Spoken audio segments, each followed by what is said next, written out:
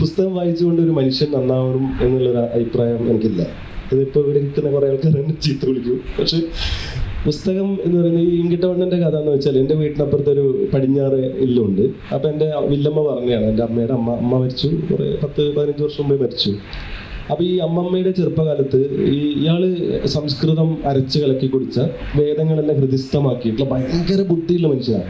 ഏത് പാതിരാത്രിക്കും ഈ വേദങ്ങളിലെയോ അല്ലെങ്കിൽ മറ്റേ മഹാഭാരതത്തിലെയോ രാമായണത്തിലെയോ സംസ്കൃത ശ്ലോകത്തിൻ്റെ അർത്ഥം ചോദിച്ചാൽ പറയുന്ന ഒരു അത്രയും അപാരമായ ജ്ഞാനമുള്ള ഒരു മനുഷ്യനാണ്. പക്ഷെ ഇയാൾക്കൊരു വൃത്തികെട്ട സ്വഭാവമുണ്ട്. ഇയാൾ വീട്ടിൽ നിന്ന് ഇറങ്ങുമ്പോൾ കയ്യിലൊരു വടിയുമായിട്ടാണ് ഇറങ്ങുന്നത്. വടിയായിട്ട് ഇറങ്ങുമ്പോൾ പെണ്ണുങ്ങളെ ഇയാൾ കണ്ണെടുത്താൽ കണ്ടുവിടാം. ഇയാൾ പെണ്ണുങ്ങളെ കാണുമ്പോൾ ഈ വടിയെടുത്ത് തല്ലാനോടും. അപ്പോൾ എൻ്റെ വില്ലമ്മിൽ അന്ന് ഈ ജാതി വ്യവസ്ഥ ഭയങ്കര രൂക്ഷമായി നിൽക്കുന്ന ഒരു സമയമാണല്ലോ, ബ്രാഹ്മണിക്കൽ ആ സാധനം, നമ്മൾ OBC ആണല്ലോ. അപ്പോൾ അടി കൊണ്ടാൽ അടി കൊണ്ട് കരഞ്ഞുകൊണ്ട് വീട്ടിലേക്ക് പോകുന്നല്ലാണ്ട് വേറെ ഒന്നും ചെയ്യാൻ പറ്റില്ല. അപ്പോൾ ഈ എൻ്റെ വില്ലമ്മയുടെ പ്രായത്തിലുള്ള ആൾക്കാരൊക്കെ ഈ മനുഷ്യൻ ഈ ഇല്ലത്തുനിന്ന് പുറത്തിറങ്ങുന്ന കണ്ടാൽ ഈ ഏതെങ്കിലും കണ്ടത്തിൻ്റെ ചേരിക്കോ അല്ലെങ്കിൽ മറ്റേതെങ്കിലും കുണ്ടിൻ്റെ ഇടയിലോ അല്ലെങ്കിൽ വേറെ കുറ്റിക്കാട്ടിലോ ഒളിക്കോ പതിവായിരുന്നു. അപ്പോൾ വില്ലമ്മ എപ്പോഴും പറയും, ഈ കഥ ഓർമ്മയിൽ നിന്നാണ് പറയുക. വില്ലമ്മ ഒരു ചാരായം ഒറ്റ ഗ്ലാസ് ഒരു കൊണ്ടയിൽ അടിച്ചിട്ട് ഇങ്ങനെ ഓർമ്മ പറയുന്ന നിന്നാണ് എനിക്ക് ക്യാരക്ടർ കിട്ടുന്നത്. അപ്പോൾ വില്ലമ്മ പറയും, താഴ്ച വെള്ളം കിട്ടാതെ ചത്തത് എന്ന് പറയും. അപ്പോൾ അതിൽ നിന്നാണ് ഞാൻ ഈ ക്യാരക്ടറിനെ ഫോർമുലേറ്റ് ചെയ്യുന്നത്. പിന്നെ എനിക്ക് മനസ്സിലായി, ഈ വായിച്ചുകൊണ്ട് ഒരു മനുഷ്യൻ നന്നാവണമെന്നില്ല. വായിച്ചിട്ടൊക്കെ ഭയങ്കരമായിട്ടുള്ള സാമൂഹിക വിരുദ്ധത പറയുന്ന, ജാതി പറയുന്ന എത്രയോ ബുദ്ധിജീവികൾ എനിക്കറിയാം, എത്രയോ എഴുത്തുകാരെ എനിക്കറിയാം, എത്രയോ രാഷ്ട്രീയക്കാരറിയാം. അവർ മറ്റേ ഗുന്തർഗ്രാസ്, കാഫ്കെ, നെരൂദെ, ഡീകൺസ്ട്രക്ഷൻ, പിന്നെ സ്ട്രക്ചറലിസം, അസ്തിത്വ പ്രതിസന്ധി ഒക്കെ പറയും. അതിൻ്റെ ഏത് കോട്ടൊക്കെ പറയും.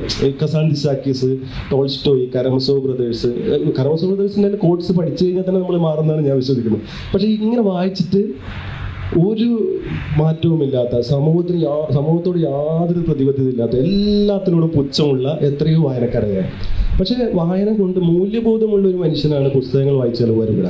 നിങ്ങളുടെ ഉള്ളിൽ ഒരു മൂല്യബോധം ഉണ്ടെങ്കിൽ, നിങ്ങളൊരു ഒരു സമൂഹത്തോടും അല്ലെങ്കിൽ മനുഷ്യരോടും അല്ലെങ്കിൽ പ്രകൃതിയോടും ഒരു മിനിമം സത്യസന്ധതയും ആത്മാർത്ഥതയും നിങ്ങൾക്കുണ്ടെങ്കിൽ, അങ്ങനെ പോകുന്നൊരു മനുഷ്യന് പുസ്തകങ്ങൾ സഹായിക്കണം എനിക്ക് തോന്നുന്നു. അല്ലാതെ ഈ ഒട്ടും മൂല്യബോധം ഇല്ലാത്ത ഒരു മനുഷ്യൻ എത്ര വായിച്ചിട്ടും കാര്യമില്ല.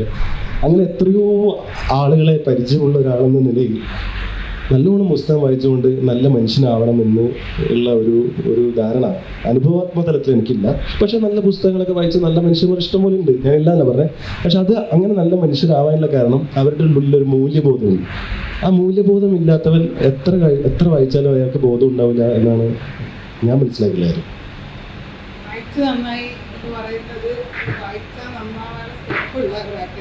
അതെ, വായിച്ച സ്റ്റെപ്പ് എന്നല്ല പറഞ്ഞേ, അത് മനുഷ്യത്വം പറയും. മനുഷ്യത്തുള്ളവൻ പുസ്തകം വായിച്ചാലും നന്നാവും. പക്ഷെ മനുഷ്യത്തുള്ളവൻ പുസ്തകം കൂടുതൽ വായിക്കുന്നവരും അവൻ്റെ മനുഷ്യത്വം കൂടും.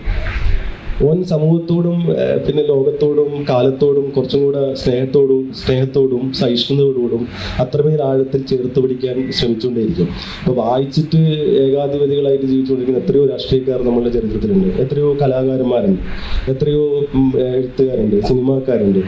അപ്പോൾ അത് നമ്മളത് മനസ്സിലാക്കണം, നമ്മൾ സ്വയം വിമർശനാത്മകമായി ഉൾക്കൊള്ളണം എന്നാണ് എനിക്ക് പറയാനുള്ളത്.